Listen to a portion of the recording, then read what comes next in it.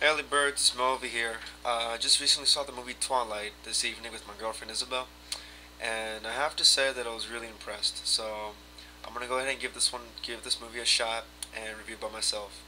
Unfortunately, Lewis can't be here tonight, so we'll see how this goes. All right. Um, Overall, my verdict is 7 out of 10.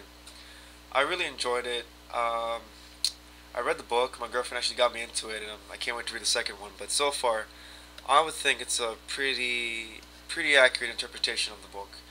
Um, it has its weak points and it has its strong points, and one of the stronger points is staying true to the book. And I think it does a really good job of doing that. It does a good job of taking key scenes out of the book, out of many of the important chapters, many of the important scenes, and I would say it crunches up on parts of the book that aren't as important to let the movie flow better. Okay, so I think most fans are a little upset about that. They actually squeeze in probably about 100 pages into 5 minutes, and maybe it's out of necessity, but they really did. I mean, they did a good job on working out of what almost a 400-page book into 2 hours. Uh, the acting was it was decent. I mean, Robert Pattinson did a good job on portraying Edward. I believe so. I think he really got down to the melodramatic nature of Edward, or the cool, suave person that he is. He really knew Edward's character, and he got it down pretty good. As for Bella, that I think she was pretty good. You know, I also thought she gave her heart into it. Uh, she was maybe a little stale at sometimes. Maybe she was just forcing it out too much. But I mean, she's a brand new actress. I would think so. She's only 18, so I guess she doesn't have the experience to back up her character interpretations per se. Everyone else did also pretty decent job. Uh, the three villains that come out into the movie, I really hope that the directors saw something other than acting for them, because it didn't really work. I mean, it was okay for the movie, but for someone to really connect with those villains, it wasn't. They weren't the best actors that could have been for that role, you know. But with that aside, it was a good attempt. The story, like I said before, they did crunch on some parts of the story that would have seemed important, but at the time, I guess it was necessary. The music was I like the music a lot. The music is by Carter Burwell, who's a main composer for the Coen Brothers, and you might know him from films like Oh Brother Where Art Thou, No Country for Old Men, and the recent one Burn After Reading.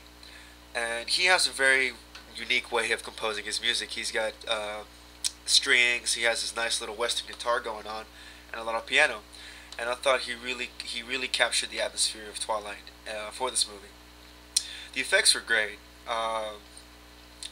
Maybe they could have done a little bit more on on showing how a vampire really could have been seen. You know, the way Stephanie Meyer wrote her version of vampires, but they gave it a good shot. You know, they actually literally had the effects of twinkling faces and bodies and everything. So it's just like the story, but it lets you down a little bit, because they could have done just a little bit extra with. It's nearly 2009. I'm sure the graphic engines they have for this movie would have been updated at least.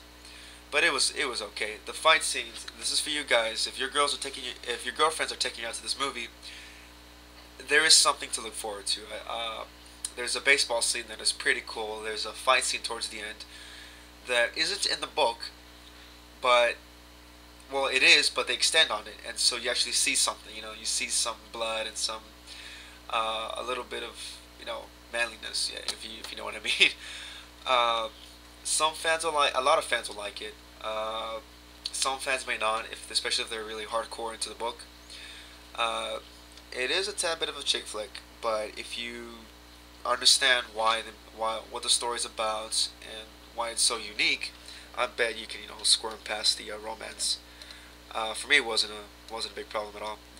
I think it has potential. I think it'll actually string up its own little series like Harry Potter has done, and start as the actors mature and gain experience.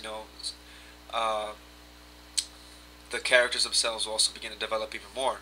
So I'm hoping for the next sequel to be a lot better, to be a lot stronger, to just be a better film in itself.